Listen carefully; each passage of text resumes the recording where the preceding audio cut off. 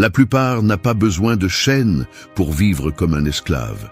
Il leur suffit d'avoir un esprit faible et un cœur sans discipline. Ils ne sont pas emprisonnés par des murs, ils sont emprisonnés par des impulsions. Et sais-tu ce qui est le plus dangereux? Qu'ils pensent que c'est normal, que crier de rage est de l'authenticité, que pleurer pour tout est de la sensibilité, que réagir sans réfléchir est simplement être humain. Et non, ce n'est pas de l'humanité. C'est un manque de contrôle, c'est un esprit sans entraînement. Parce que le véritable ennemi n'est pas ton patron, ton partenaire, tes parents ou la vie. C'est ce dialogue interne qui ne te laisse jamais tranquille. C'est cette voix qui exagère, qui se victimise, qui s'offense pour tout. C'est cette émotion qui monte comme une vague et qui te déchire de l'intérieur avant que tu puisses respirer. Et tant que tu ne fais rien à ce sujet, tu continueras à perdre.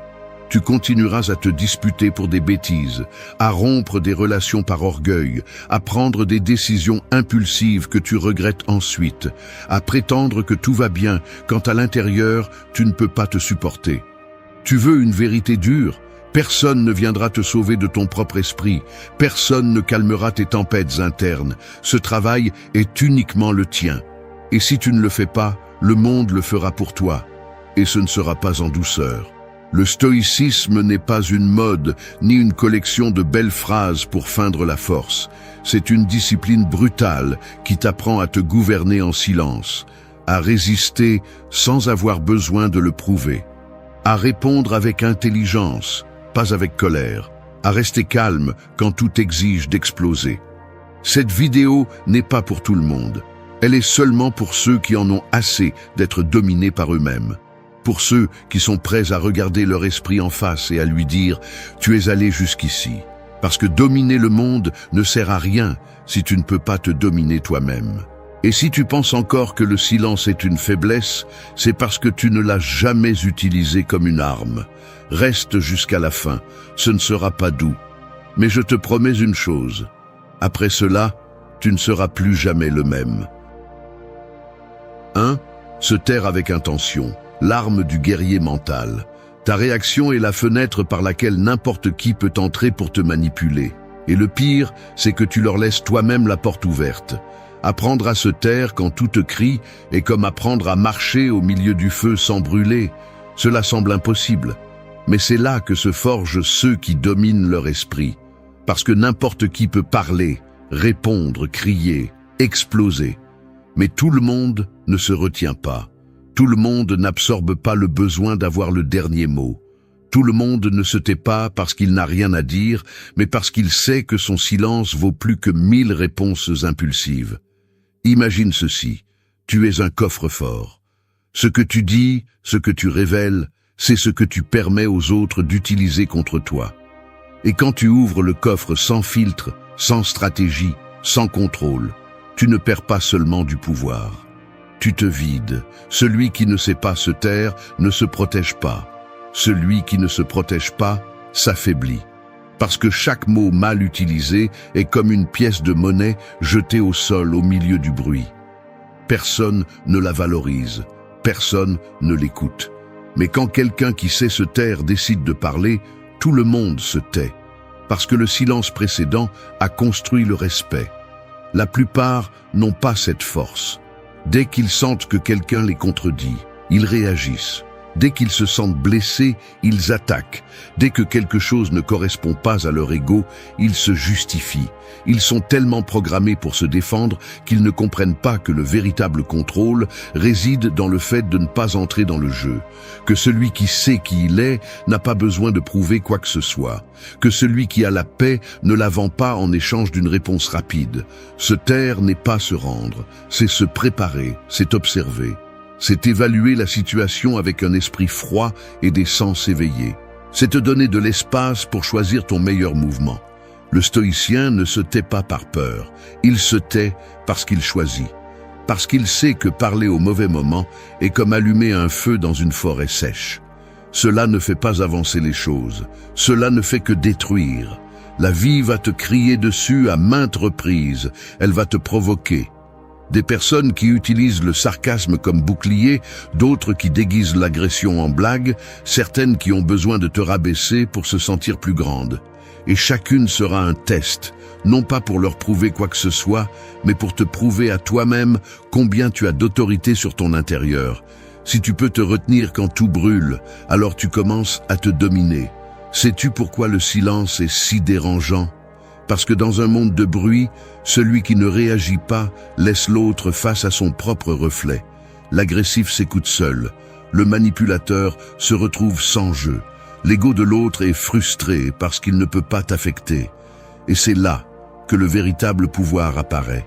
Non pas dans ce que tu dis, mais dans ce que tu choisis de ne pas dire. Se taire est une résistance. C'est de l'intelligence. C'est une façon de regarder depuis le haut et non depuis la boue. Il ne s'agit pas de réprimer, il s'agit de canaliser. Que tes émotions ne t'entraînent pas, que tes mots ne te trahissent pas. Parce que quand tu apprends à te taire avec intention, le monde ne peut plus te manipuler. Tu peux être au milieu de la tempête, et pourtant, ne pas te briser. C'est le début de la maîtrise intérieure. Et celui qui maîtrise sa réaction est déjà un pas en avance sur le chaos. 2. Ta paix ne se négocie pas, elle se protège. Dans un monde où tout rivalise pour ton attention, la paix est devenue une denrée rare. Comme le dernier refuge dans une ville en ruine, peu de gens savent que la véritable richesse ne réside pas dans l'accumulation, mais dans la préservation intacte de cet espace intérieur où le bruit ne pénètre pas. Mais voici l'erreur commune. On pense que la paix vient d'elle-même, comme une récompense. Alors qu'en réalité, c'est une position que l'on défend bec et ongle. La plupart des gens la cèdent sans s'en rendre compte. Il suffit d'une critique, d'un regard, d'un mot mal placé, et ils ont déjà perdu leur calme. Ils s'agitent, se justifient, s'épuisent pour des broutilles, parce qu'ils n'ont pas compris quelque chose d'essentiel. Chaque fois que tu cèdes ta paix pour t'intégrer, plaire ou discuter, tu te vides.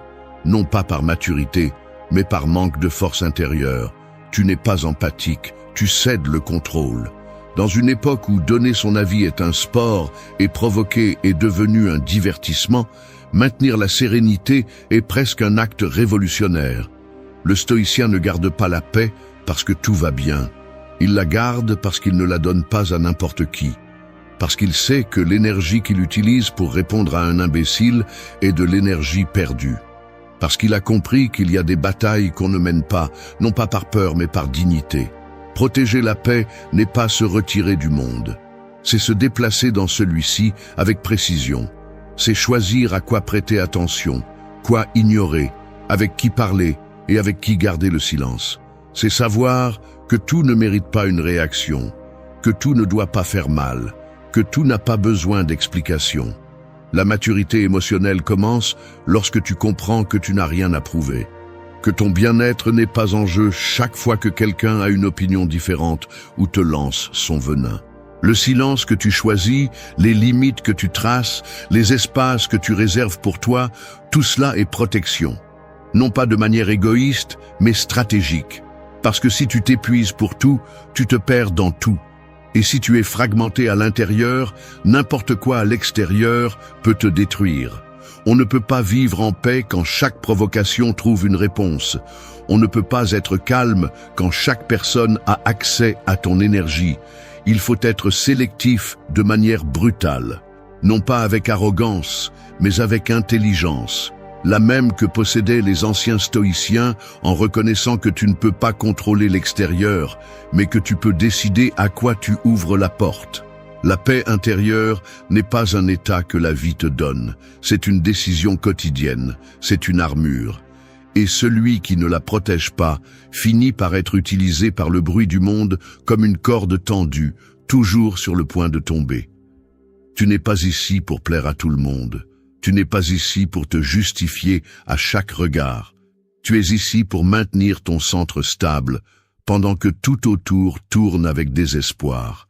Et si cela te rend incompris, froid ou distant aux yeux de ceux qui ne savent pas ce que c'est que de vivre en équilibre, qu'il en soit ainsi. La paix se protège. Elle ne s'explique pas. On ne demande pas la permission de la voir. Elle se construit, elle se défend, elle se respecte. 3. Maîtrise ton esprit ou tu seras son esclave. Un esprit sans contrôle est comme une meute lâchée dans une ville endormie. Il ne prévient pas, il ne raisonne pas, il attaque seulement. Quand il se déchaîne, il est déjà trop tard. Il détruit ta paix, tes relations, ta propre volonté. Beaucoup vivent ainsi, croyant que ce qu'ils pensent est ce qu'ils sont, que ce qu'ils ressentent est un ordre et non un signal. Mais il y a une différence brutale entre avoir des pensées et être contrôlé par elles, entre avoir des émotions et vivre à genoux devant chacune d'elles. Les gens disent « c'est comme ça que je suis », comme si c'était une sentence irrévocable. Ce n'est pas le cas, c'est une excuse.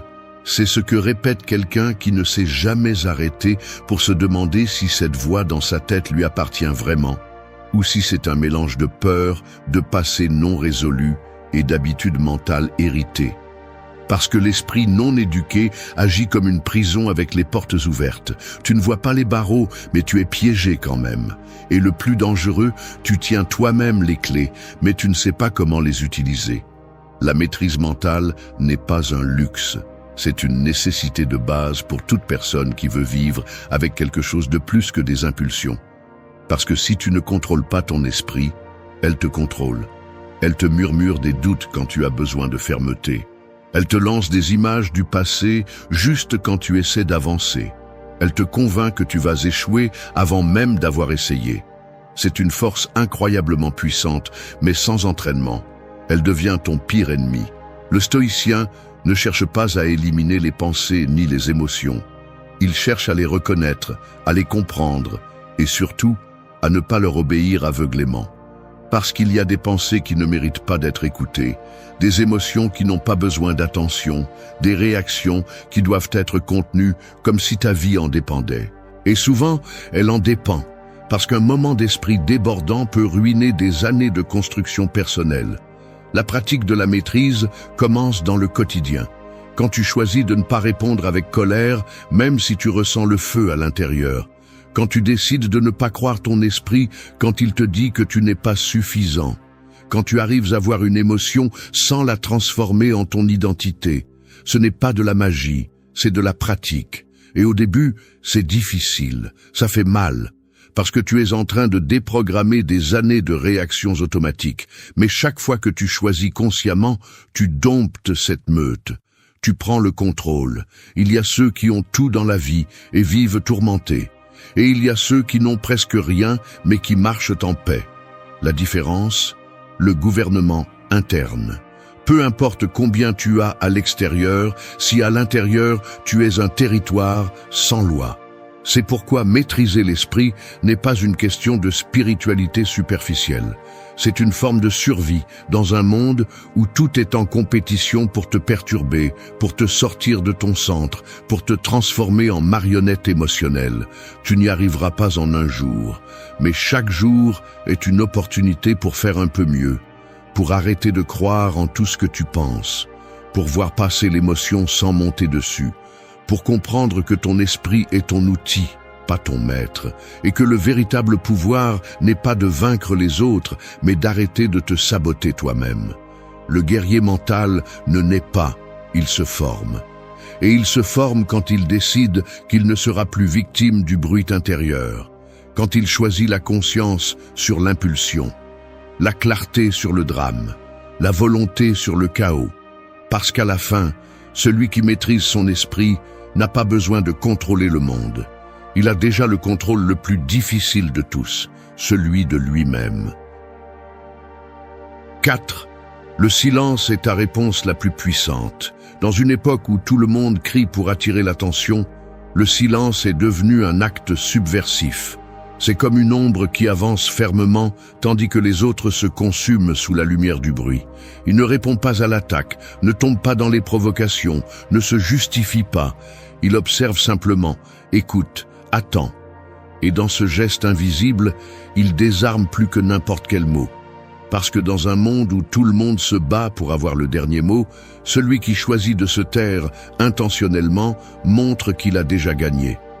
Beaucoup pensent que le silence est passivité, alors qu'en réalité, c'est une stratégie. Ils croient que rester silencieux signifie ne pas avoir de réponse, alors qu'en réalité, c'est ne pas gaspiller d'énergie. Tout le monde ne mérite pas une réaction.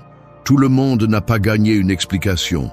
Tout ce qui est dit ne doit pas être répondu. Celui qui répond par impulsion se trahit.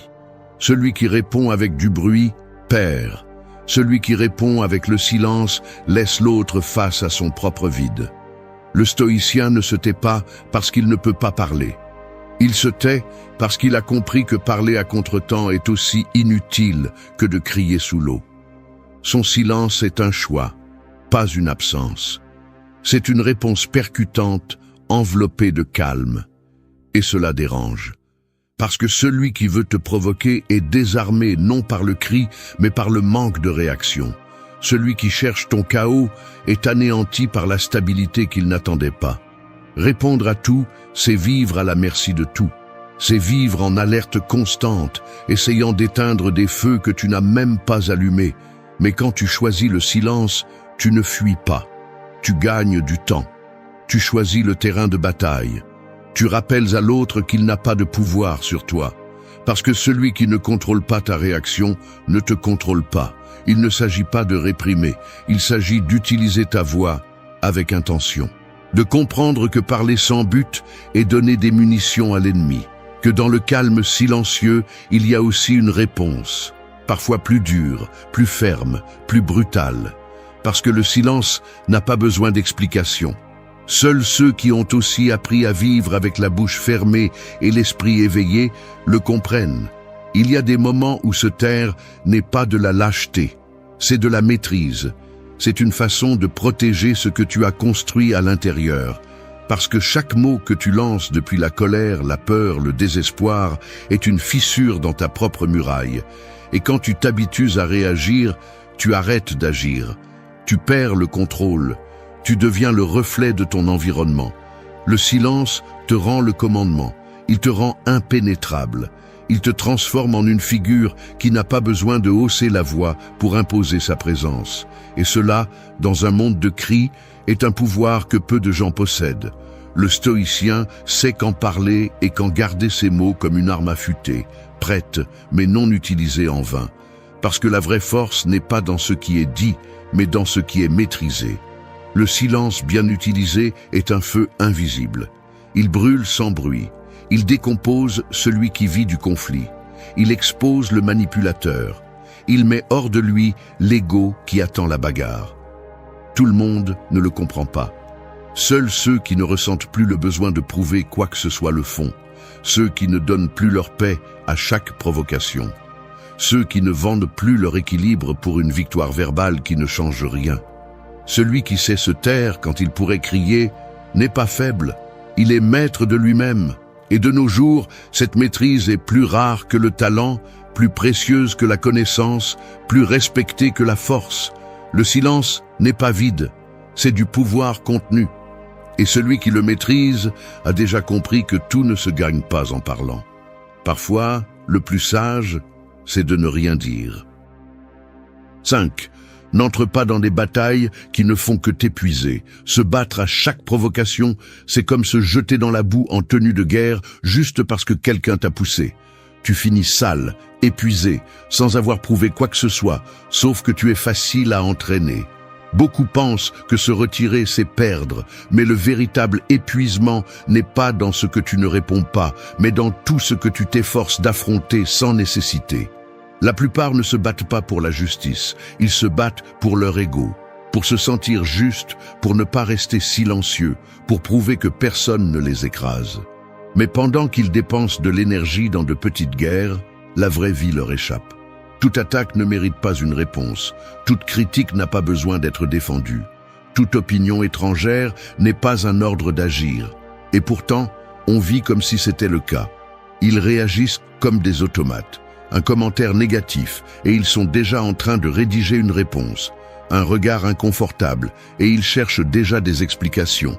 Un désaccord, et ils se sentent déjà blessés. Pourquoi? Pour protéger une image interne qui n'est même pas stable. Le stoïcien ne se bat pas pour tout.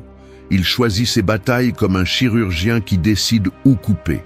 Il ne réagit pas impulsivement. Il n'a pas besoin de prouver au monde qu'il a raison. Il sait que chaque confrontation a un prix, et si le coût est son énergie, sa paix ou son temps, cela ne vaut tout simplement pas la peine. Parce que pendant que tu réponds à celui qui te critique, à celui qui te défie, à celui qui te provoque, tu arrêtes de progresser dans ce qui est vraiment important. Le vrai guerrier n'est pas sur la place à discuter avec n'importe qui. Il est sur son chemin, solide, sans dévier. Il y a des gens qui ne veulent pas de solution, ils veulent juste du bruit. Ils veulent voir si tu te brises, si tu te troubles, si tu tombes. Et si tu entres dans leur jeu, tu as déjà perdu. Non pas parce que tu ne peux pas gagner, mais parce que tu as accepté de jouer sur un terrain que tu n'as pas choisi.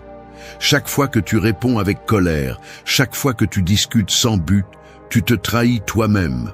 Parce que tu permets à l'extérieur de dicter tes mouvements. Et ce n'est pas de la force, c'est de la dépendance émotionnelle déguisée en caractère. Choisir de ne pas entrer dans certaines batailles ne te rend pas faible. Cela te rend intelligent. Cela te rend sélectif. Cela te rappelle que tu as une direction, un focus, un but plus grand que de satisfaire ton besoin d'avoir le dernier mot. Parfois, celui qui semble se rendre est celui qui a vraiment déjà gagné, parce qu'il n'a pas bougé, parce qu'il n'est pas tombé dans la provocation, parce qu'il n'a pas donné son énergie à ce qui est stérile. Si tu te bats avec tout, tout te fatiguera. Si tu réagis à tout, tout le monde te manipulera. Si tu réponds à chaque attaque, tu vivras attaqué. Tu n'es pas ici pour convaincre ceux qui ne veulent pas t'écouter. Tu n'es pas ici pour prouver quoi que ce soit à ceux qui ont déjà décidé de ne pas te voir. Tu es ici pour avancer, pas pour te distraire avec chaque pierre sur le chemin. Choisis bien tes guerres, celles qui te renforcent, celles qui t'enseignent, celles qui te rapprochent de ta meilleure version. Les autres, laisse-les passer. Le silence est aussi un retrait stratégique. Le désintérêt est aussi une réponse ferme. La distance peut aussi être ton bouclier. Et quand tu décides de ne pas entrer dans certaines batailles, ce que tu fais est quelque chose de beaucoup plus puissant. Tu conserves ta force pour ce qui en vaut vraiment la peine. Parce que personne n'arrive loin s'il s'épuise à chaque virage du chemin. Seuls ceux qui savent quand ranger l'épée parviennent à terminer le voyage. 6. Ton calme est ton muscle le plus mortel. Le calme n'est pas un don avec lequel on naît, c'est un outil qui se forge. Comme soulever de la fonte à la salle de sport, jusqu'à ce que ça brûle. C'est ainsi que l'on entraîne l'esprit à ne pas réagir au premier coup. Le problème est que beaucoup espèrent avoir la paix seulement quand tout est tranquille. Mais ce n'est pas la paix, c'est le confort. Le véritable calme ne se teste pas dans le silence, il se démontre au milieu du bruit. Et si tu ne l'entraînes pas, il n'apparaîtra pas comme par magie quand tu en auras le plus besoin. La plupart des gens vivent comme si l'autocontrôle était une émotion de plus. S'ils sont de bonne humeur, ils l'ont. Si quelque chose les dérange, ils le perdent, aussi instables, aussi vulnérables. Ils ne comprennent pas que le calme n'est pas une question d'humeur, mais une décision consciente. Et comme toute décision forte, elle nécessite de la pratique. Jour après jour, pas quand c'est facile, mais surtout quand c'est difficile. L'esprit, si tu ne le renforces pas, t'affaiblit. Il devient une excuse constante. Je n'ai pas pu l'éviter, ça m'a énervé, ça m'a mis hors de moi. Des phrases courantes de ceux qui n'ont jamais entraîné leur sérénité. Parce que oui, garder son calme fait aussi mal. Il faut se mordre la langue, contenir sa colère, réfléchir avant de parler, résister avant d'agir. Mais chaque fois que tu le fais, tu deviens plus fort, et avec le temps, plus libre. Le stoïcien voit le calme comme une armure. Ce n'est pas de la froideur, c'est de la préparation. C'est une défense contre le chaos du monde, contre les provocations extérieures, contre les émotions qui cherchent à contrôler de l'intérieur. Tu n'as pas besoin d'être une pierre, tu as besoin d'être un chêne, ferme, flexible, avec des racines profondes. capable de résister au vent sans se briser. Et cela ne s'obtient qu'avec la discipline mentale. S'entraîner au calme signifie répondre moins et observer plus. Respirer quand tout en toi veut crier. Faire un pas en arrière quand ton ego exige d'avancer. Choisir la stratégie plutôt que l'emportement. Non pas pour paraître supérieur, mais pour ne pas détruire ce que tu as construit.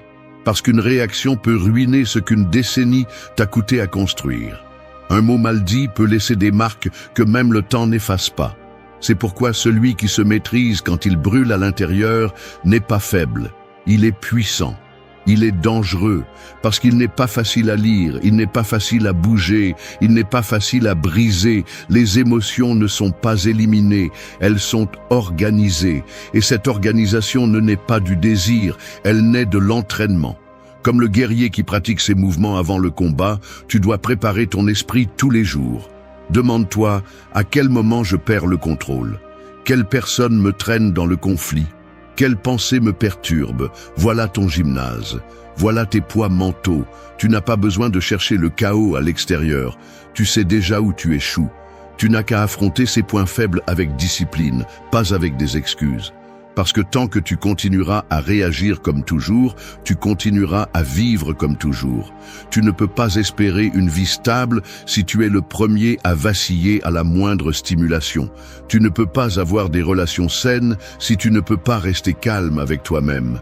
La paix ne se supplie pas. Elle s'entraîne, elle se durcit, elle s'aiguise, et chaque jour est un test. Quelqu'un qui t'agace, une nouvelle qui t'énerve, un imprévu qui te déstabilise. Tu peux réagir et rester le même, ou tu peux le prendre comme une répétition de plus, comme un entraînement silencieux. Parce que celui qui s'entraîne au calme aujourd'hui sera prêt à dominer la tempête demain.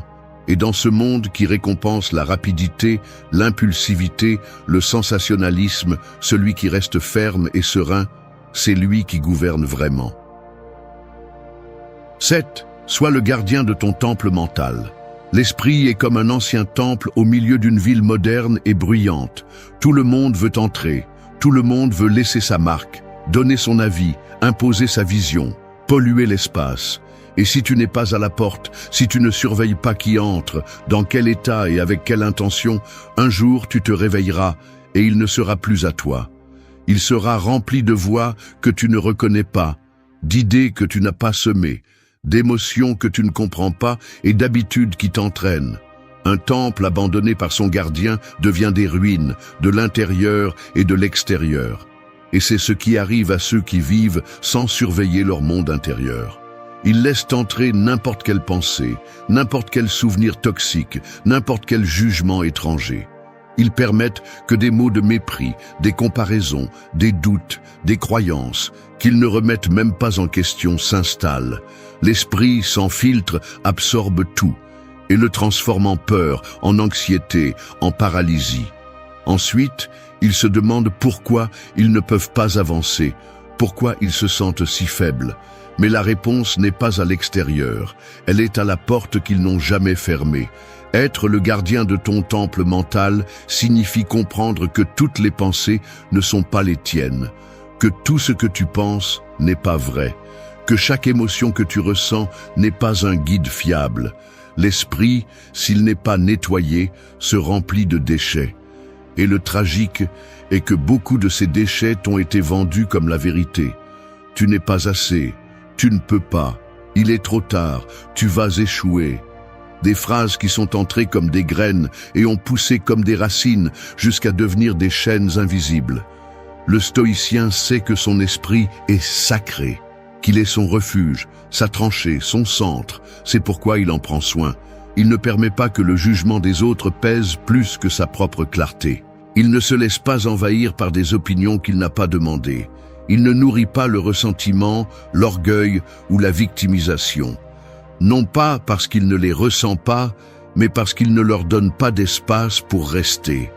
Être le gardien de ton temple n'est pas éliminer le négatif, c'est ne pas lui construire un autel. Chaque pensée est une visite, et tu décides si elle reste ou si elle part. Chaque fois que tu permets à quelque chose d'étranger de détruire ta paix intérieure, tu négliges ce temple. Chaque fois que tu te répètes un mensonge interne sans le remettre en question, tu peins ces murs en gris. Chaque fois que tu te remplis de culpabilité, de colère ou d'envie sans les filtrer, tu laisses ce qui est sacré pourrir. C'est pourquoi il faut vérifier l'état de ton esprit comme tu vérifies ton domicile. Qu'est-ce qui occupe de l'espace? Quelles émotions répètes-tu chaque jour? Quelles idées te retirent de la force au lieu de te la donner? Si tu ne fais pas ce nettoyage constant, ton intérieur devient un endroit bruyant, lourd, où tu ne peux pas penser clairement ni agir librement. Tu ne peux pas prendre de bonnes décisions avec un esprit sale. Et être un gardien n'est pas un acte occasionnel, c'est quotidien, c'est constant. C'est choisir ce que tu consommes, avec qui tu parles, à quoi tu prêtes attention, quelles pensées tu acceptes comme tiennes. C'est comprendre que ton environnement mental est ta responsabilité. Ce n'est pas la faute de la société, ni de tes parents, ni de la malchance. C'est ton travail de protéger ton esprit comme le guerrier protège son épée.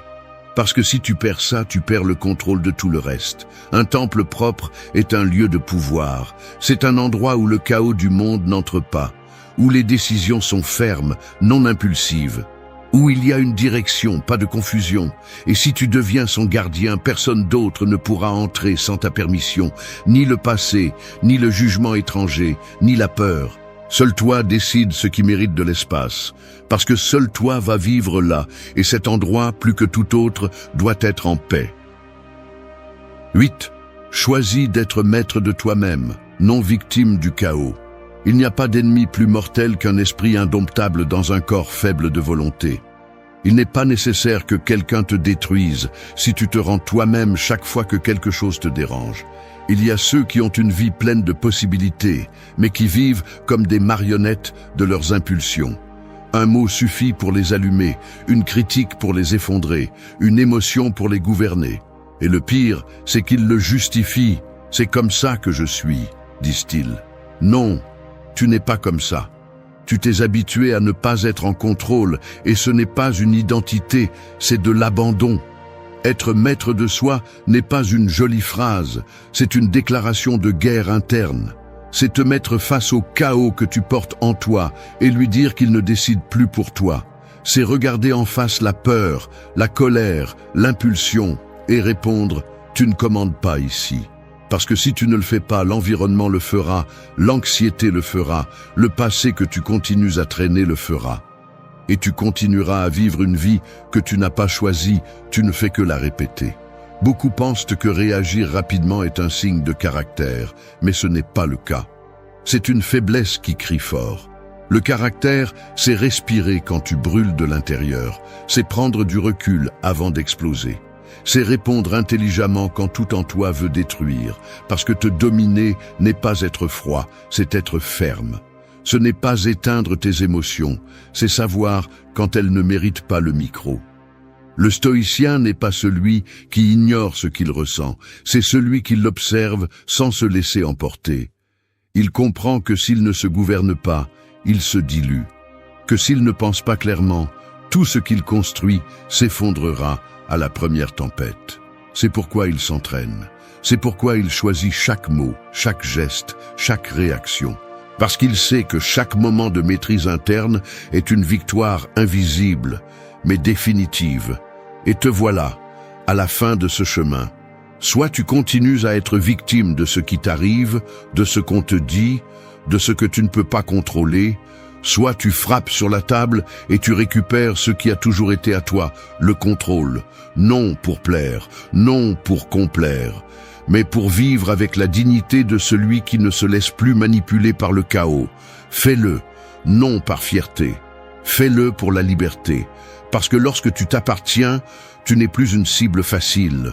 On ne te brise plus avec des mots. On ne te pousse plus avec des regards. Tu ne bouges plus par peur. Tu bouges par décision. Et cela, même si le monde ne l'applaudit pas, est la forme la plus pure de pouvoir. Sans chaîne, sans permission, sans limite, seulement toi, aux commandes. Enfin. Merci d'être resté jusqu'à la fin de la vidéo. Si vous avez tout vu, commentez « Je suis stoïcien » comme notre signe secret. indiquant que vous êtes un véritable apprenant du stoïcisme. N'oubliez pas de vous abonner et de liker la vidéo si elle vous a plu.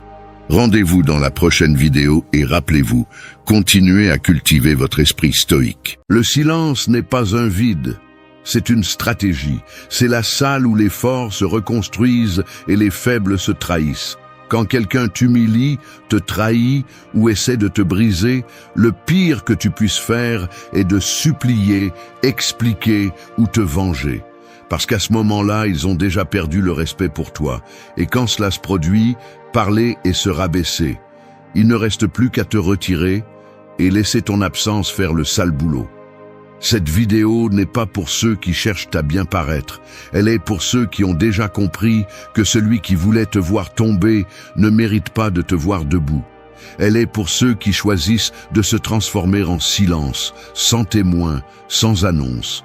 Pour ceux qui préfèrent frapper avec leur présence et non avec des mots. Parce que quand quelqu'un joue avec ta valeur, tu ne discutes pas. Tu te retires, tu te concentres et tu reviens si différent qu'ils ne savent plus comment s'approcher.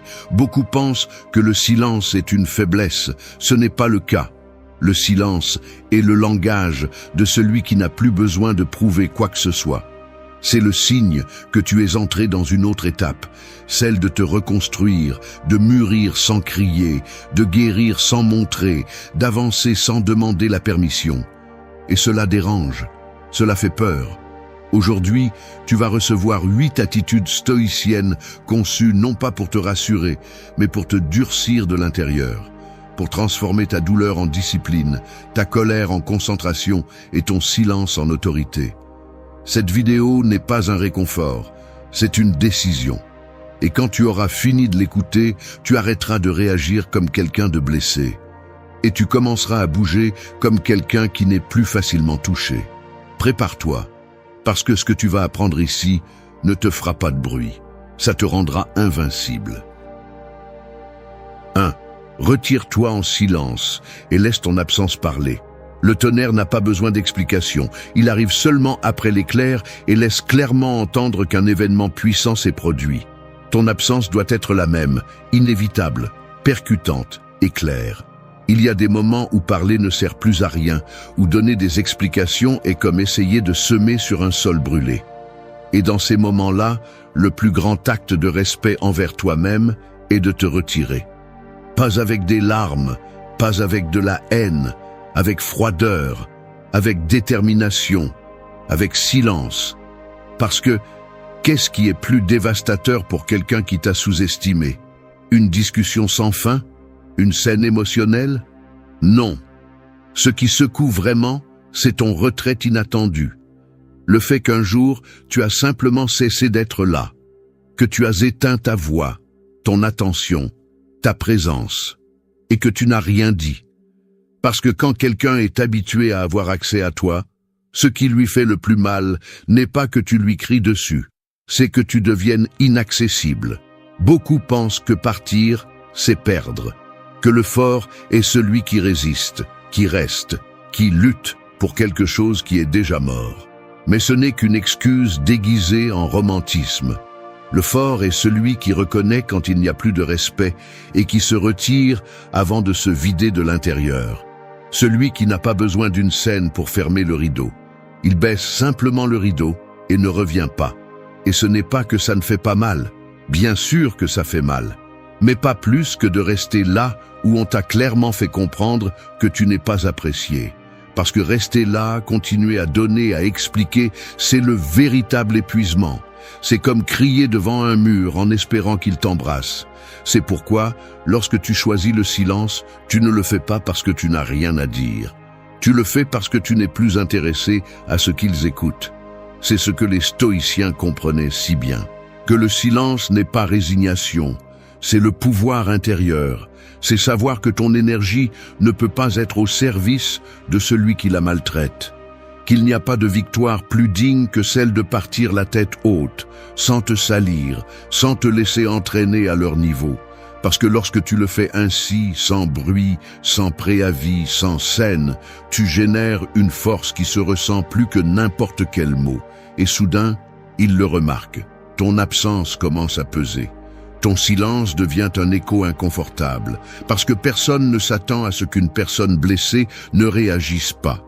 Et toi, tu ne réagis pas. Tu t'élèves. Et cela déstabilise. Cela laisse sans contrôle celui qui pensait te tenir dans ses mains. Il n'y a plus d'accès, il n'y a plus d'explication, il n'y a que de la distance. Et ça, c'est du pouvoir. Alors ne supplie pas, n'éclaircis pas, ne t'explique plus, retire-toi. Fais-le en silence, mais avec le dos droit. Ne regarde pas en arrière. Ne laisse pas de miettes pour qu'on te cherche. Ne cherche pas à clore avec des mots ce qui a déjà été fermé avec mépris. Qu'ils parlent, qu'ils inventent, qu'ils doutent. Toi, tu n'es plus là. Et ton absence sera si remarquable, si inconfortable, si frappante, qu'ils finiront par comprendre, même si tu ne le dis jamais, qu'il n'y a pas de retour en arrière. C'est ton langage à partir d'aujourd'hui.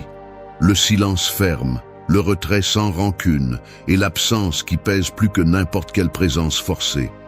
Parce que parfois, partir sans rien dire, c'est la chose la plus forte que tu peux dire.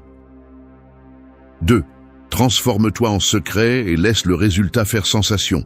Une graine ne crie pas quand elle brise la terre, elle ne fait que grandir, et quand elle finit par émerger, personne ne voit les nuits sombres, la pression du sol, l'effort silencieux qui l'a poussé vers le haut.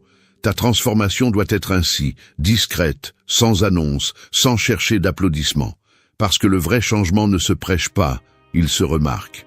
Et non pas parce que tu dis, mais parce que tu irradies quand tu n'es plus qui tu étais.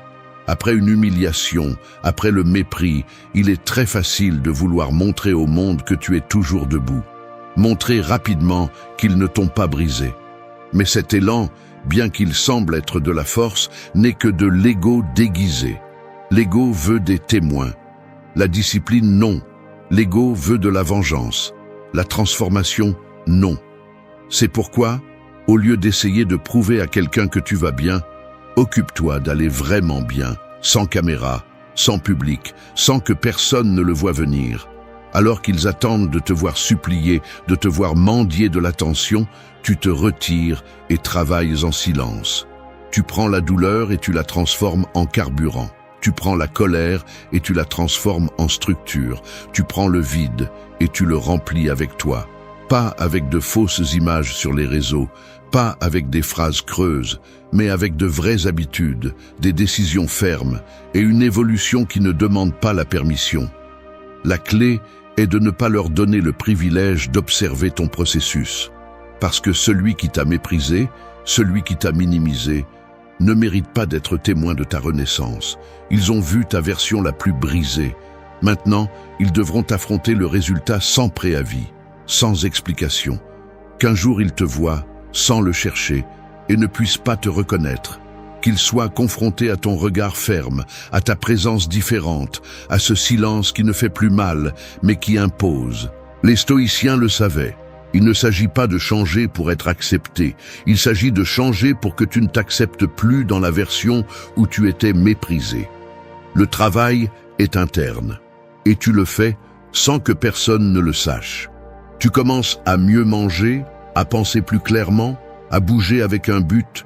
Tu ne fais pas de bruit, tu fais de l'impact. Tu ne te bats pas, tu construis. Tu ne mendies pas, tu avances. Et le plus puissant dans ce chemin, c'est que, quand tu te transformes vraiment, tu n'as plus besoin qu'on te le reconnaisse. Parce que tu te sens complet.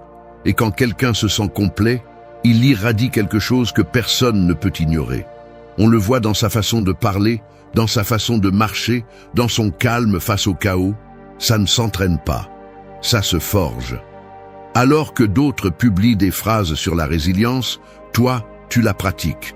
Alors que d'autres essaient de paraître sûrs d'eux, toi, tu la cultives depuis la racine. Et quand viendra le moment, quand ta transformation sera si profonde que tu n'auras plus besoin de la prouver, alors tu feras sensation. Non pas par ce que tu dis, parce que tu es, parce que tu transmets, par cette sensation inexplicable que provoque quelqu'un qui a su se réinventer depuis l'obscurité sans perdre sa dignité. Se transformer en secret n'est pas se cacher, c'est protéger ton processus. C'est comprendre que tout le monde ne mérite pas d'avoir accès à ton évolution. C'est savoir que quand le changement est vrai, le monde le remarque. Mais pas parce que tu le cries, mais parce qu'ils ne peuvent plus l'ignorer. Et là, juste là, sans avoir besoin de te venger, sans avoir dit un seul mot, tu auras gagné. Parce que tu n'es plus celui qui avait besoin d'être vu. Tu es celui qui a appris à se voir lui-même. Et ça ne se perd pas. 3. Regarde calmement celui qui a voulu te voir tomber. Quand un aigle vole haut, il n'a pas besoin de regarder en bas. Mais quand il le fait, ce n'est pas pour tomber, c'est pour observer avec précision. C'est ainsi que tu dois regarder celui qui t'a fait défaut. Non pas avec rancœur, non pas à partir de la blessure, mais à partir de la hauteur que donne le fait d'avoir surmonté ce qui a essayé de te détruire. Non pas avec mépris, mais avec froideur. Parce que la vraie victoire n'est pas d'écraser l'autre, c'est de s'élever si haut qu'ils ne peuvent plus t'atteindre. Beaucoup de gens pensent que pardonner, c'est oublier. Que regarder calmement celui qui t'a humilié est un signe de faiblesse. Mais ils ne comprennent pas que ce calme n'est pas passivité, c'est maîtrise. C'est le résultat de tout le travail que tu as fait en silence, de chaque jour où au lieu de réagir, tu as choisi de grandir. Parce que celui qui est en paix n'a pas besoin de vengeance, il a déjà gagné. Et oui, ça fait mal. Ça fait mal quand quelqu'un en qui tu as confiance, quelqu'un que tu regardais avec respect, essaie de te voir tomber. Ça fait mal parce que tu ne t'y attendais pas, parce que tu as donné le meilleur de toi-même, parce que tu pensais qu'il y avait de la loyauté. Mais c'est là que beaucoup se brisent, où ils tombent dans le jeu de rendre l'appareil. Et c'est là qu'ils perdent. Parce que quand tu réagis avec colère, tu te contamines, tu te rabaisses. Tu deviens le reflet de ce que tu méprises. La voie stoïcienne n'est pas facile. Il ne s'agit pas de faire semblant que ça ne fait pas mal, il s'agit de ne pas laisser cela décider comment tu vis. Il s'agit de reconnaître le coup, de te regarder dans le miroir blessé, mais pas brisé. De comprendre que le calme que tu montres n'est pas indifférence, c'est clarté. Tu n'es plus dans le chaos, tu l'observes de l'extérieur, et cela, pour celui qui voulait te voir détruit, est plus douloureux que n'importe quelle attaque. Regarder calmement ne signifie pas rester là, ni revenir, ni donner accès. C'est observer, c'est voir comment quelqu'un qui a voulu te faire du mal n'a plus de pouvoir sur toi. C'est remarquer comment ton regard ferme dérange plus que 1000 reproches. C'est te rendre compte que tu ne dépends plus de rien qui vienne de cette personne, ni excuse, ni validation, ni justice. Il n'y a que toi, avec ton processus, avec ta nouvelle version. Et quand tu arrives à ce point, quelque chose change. Parce que tu comprends que celui qui voulait te voir tomber t'a en réalité poussé à monter. Qu'à son insu, il t'a offert une leçon. Il t'a forcé à grandir, à te réveiller, à te blinder. Cette personne n'a pas brisé ta vie. Elle a révélé ce que tu devais encore guérir. Et même si son intention était sombre, le résultat a été lumineux. Mais une lumière qui ne se partage pas, qui ne s'explique pas, qui se montre simplement par ta présence différente. Beaucoup te diront qu'il faut rendre justice, qu'il faut rendre le coup. Mais cette urgence n'est qu'une façon de rester attaché à celui qui ne mérite plus d'occuper de l'espace dans ton esprit. La vraie justice, c'est de ne pas en avoir besoin. C'est d'être tellement au-dessus du mal qu'il ne t'affecte plus. C'est de regarder sans haine, c'est de voir sans trembler, c'est de passer à côté de celui qui t'a blessé et de ne rien ressentir, parce que tu as tout surmonté.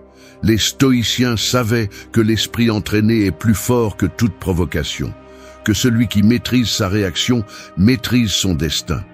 Et c'est pourquoi, quand tu devras regarder celui qui t'a trahi, fais-le sans émotion tumultueuse.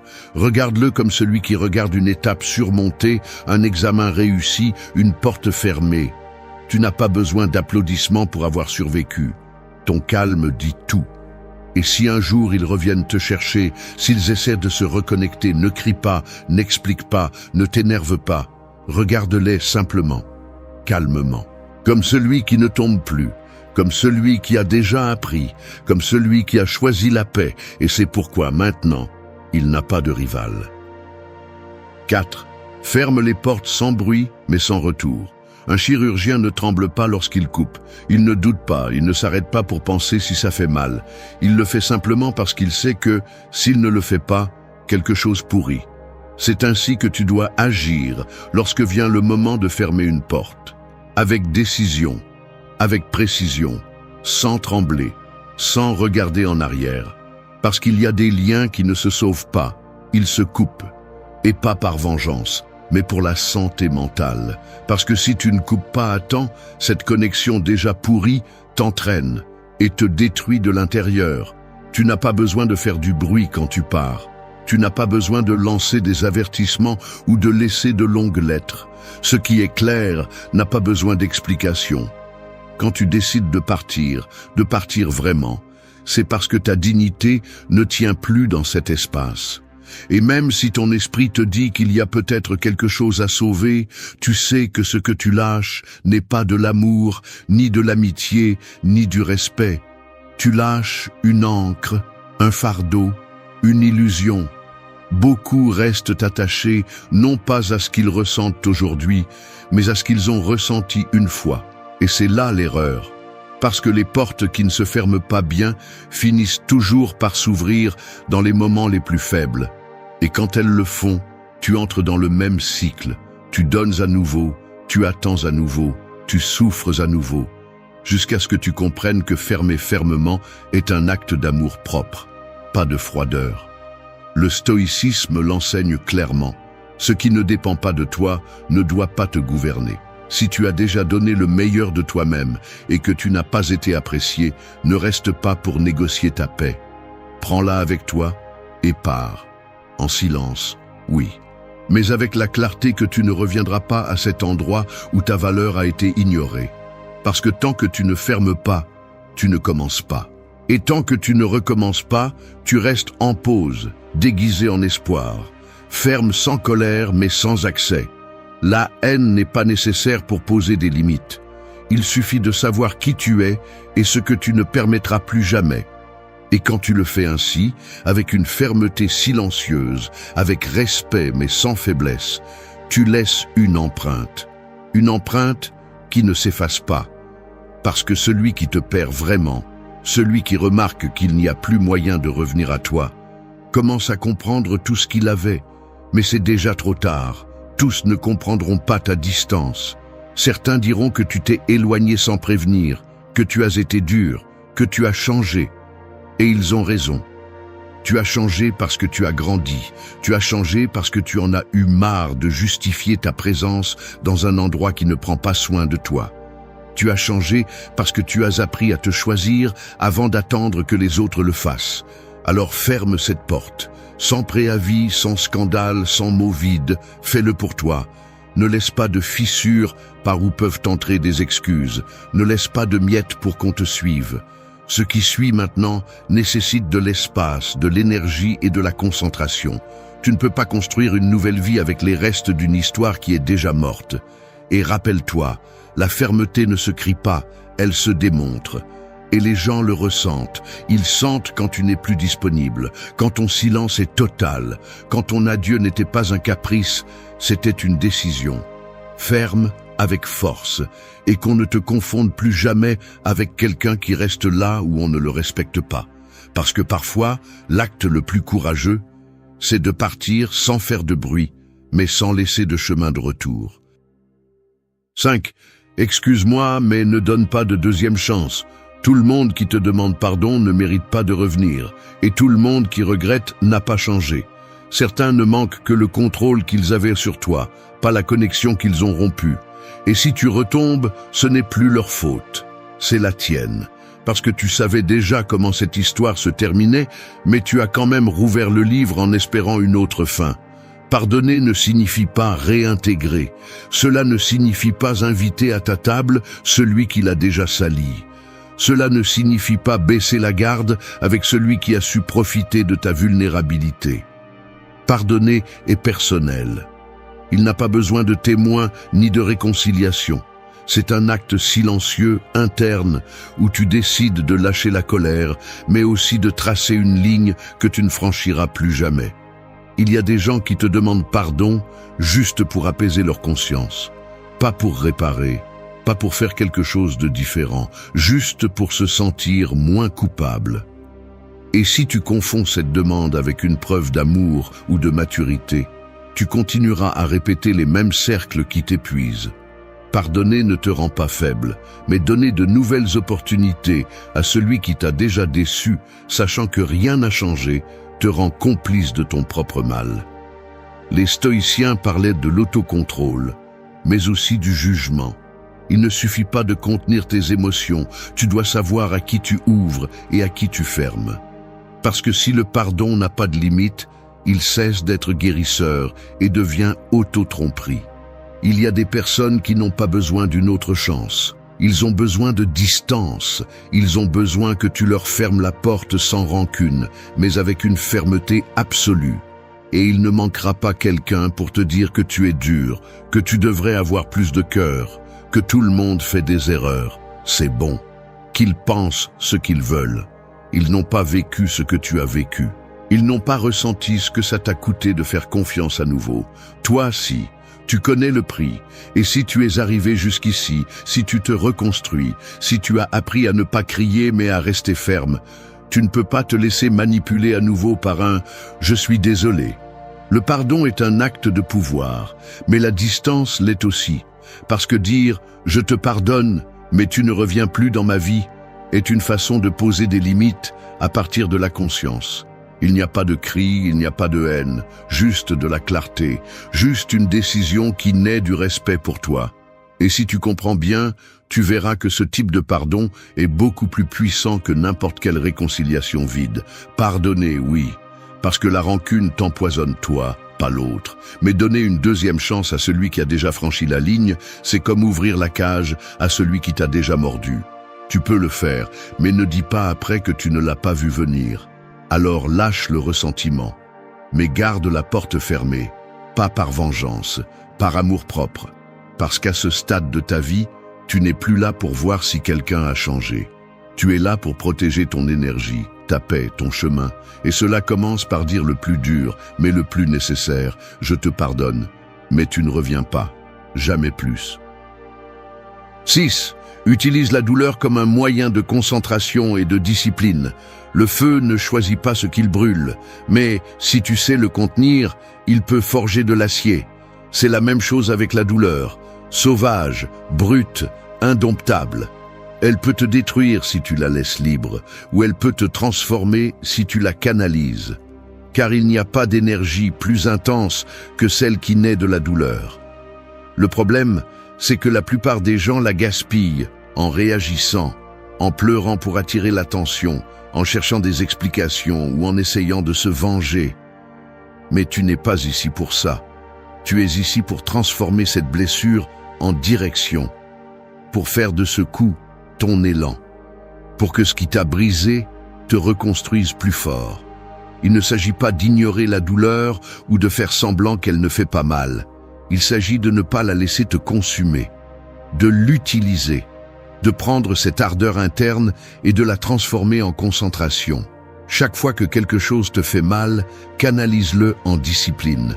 Que chaque larme retenue devienne une répétition de plus à la salle de sport, une heure de plus de travail en silence, une page de plus de préparation. Pas par fierté, pas pour prouver, pour toi. Parce que tu mérites plus que de rester coincé dans une plainte. Les stoïciens le savaient, la douleur est inévitable. Mais la souffrance est un choix.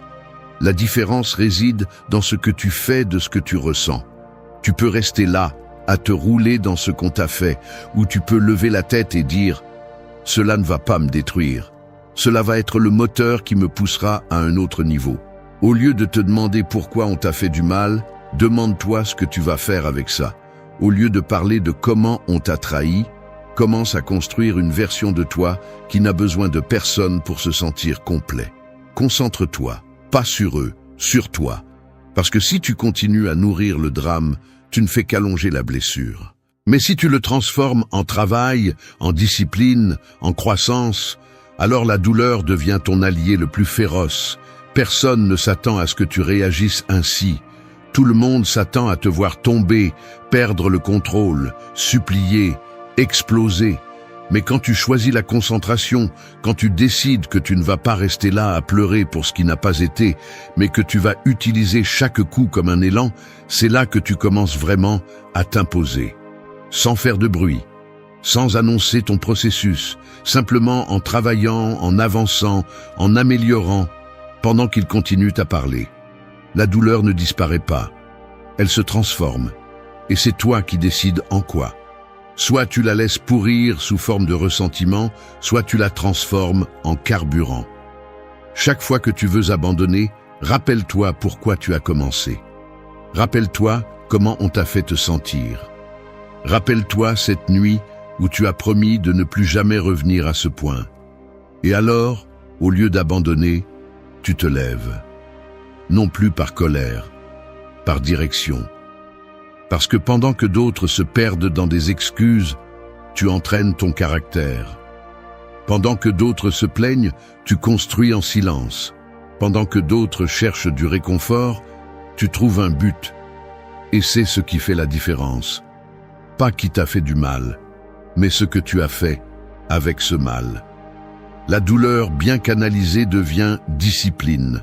Elle t'apprend à ne pas perdre de temps, à ne pas répéter les erreurs, à ne pas donner ton énergie à ceux qui ne la méritent pas, à vivre avec plus de structure, plus de clarté, plus d'intention. Et quand tu fais ça tous les jours, sans avoir besoin de le crier, ton progrès devient évident. Et celui qui te voyait fragile avant ne saura plus comment te toucher. Alors, ne la gaspille pas, n'éteins pas ce feu, dirige-le et transforme-le en la raison pour laquelle tu ne baisseras plus jamais la tête, en la raison pour laquelle tu te lèves tôt, tu t'entraînes dur, tu étudies plus et tu fais ce que tu as dit que tu ferais, non pas pour te venger, pour te libérer. Parce que le véritable pouvoir n'est pas de cesser de ressentir la douleur, c'est de l'utiliser jusqu'à ce qu'elle te façonne en quelqu'un d'indestructible. 7. Reviens si fort qu'ils ne te reconnaissent plus. Le fait qu'ils t'aient vu briser ne signifie pas que tu dois rester là. Tu n'es pas ta chute. Tu n'es pas ce moment où ils t'ont trahi, t'ont ignoré ou t'ont fait te sentir inférieur. Tu es ce que tu fais ensuite. Parce que si tu n'utilises pas ce fond comme base pour te relever, alors oui, ils t'auront vaincu. Mais si tu choisis de revenir, que ce soit d'une manière telle que personne ne sache comment te traiter, qu'ils ne puissent plus utiliser les mêmes mots, les mêmes gestes, les mêmes stratégies, parce que tu n'es plus à ce niveau. Il ne s'agit pas de prétendre être fort, il s'agit de la construire. Depuis le silence, depuis la discipline, depuis la colère bien dirigée. Reviens, oui, mais pas pour donner des explications, pas pour prouver quoi que ce soit. Reviens si concentré, si travaillé de l'intérieur, que ton énergie parle pour toi. Que ceux qui t'ont vu faible baissent maintenant les yeux, non par peur, mais par respect. La plupart veulent juste s'améliorer assez pour que les autres le remarquent. Pas toi. Tu vas disparaître un moment. Tu vas te reconstruire sans témoin. Tu vas transformer chaque blessure en muscle émotionnel, chaque silence en clarté, chaque rejet en élan.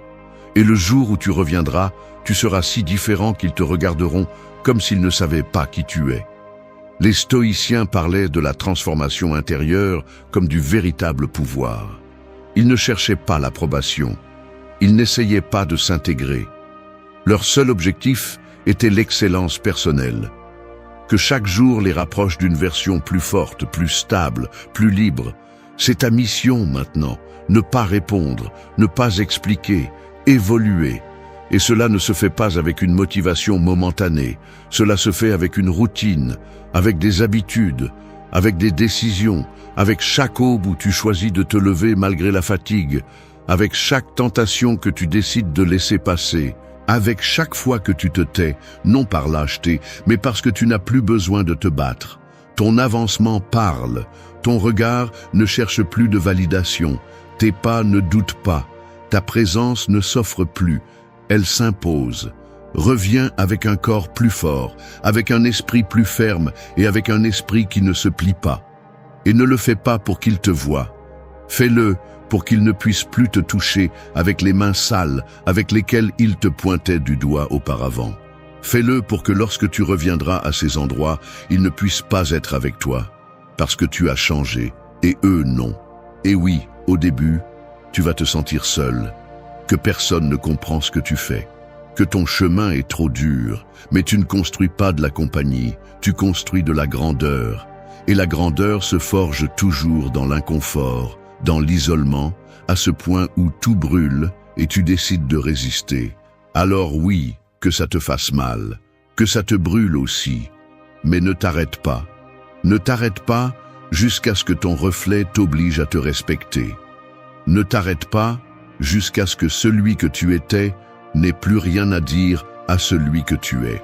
Et si quelqu'un essaie de revenir avec le même traitement qu'avant, qu'il soit confus, qu'il ne sache pas comment te parler, qu'il ne sache pas comment te regarder, parce que tu n'es plus à son niveau, reviens si fort qu'il ne te reconnaisse plus, non par orgueil, par dignité, parce qu'après tant de douleurs, le moins que tu mérites, c'est de devenir invincible. 8. Pardonne hier et commence à vivre plus légèrement. Marcher en regardant constamment en arrière est le moyen le plus sûr de trébucher sur ce que tu as devant toi. Mais c'est exactement ce que tu fais chaque fois que tu portes le poids du passé sans le lâcher. Tu traverses la vie avec un sac à dos émotionnel rempli de blessures, de culpabilité, de ressentiments et d'erreurs qui ne peuvent plus être changés. Et le pire, c'est que tu crois que tu as besoin de le porter pour ne pas oublier. Mais ce n'est pas vrai. Tu ne te souviens pas, tu revivis. Tu n'apprends pas, tu te punis. Hier n'existe plus, mais tu continues à lui permettre de gouverner ton présent. Le pardon, du point de vue stoïcien, n'est pas un acte émotionnel impulsif, c'est une décision rationnelle, un choix conscient de ne plus être esclave de ce qui a déjà été. Il ne s'agit pas de justifier le mal, ni de prétendre qu'il n'a pas fait mal. Il s'agit de comprendre que rester attaché à ce qui t'a brisé ne fait que prolonger ta propre prison.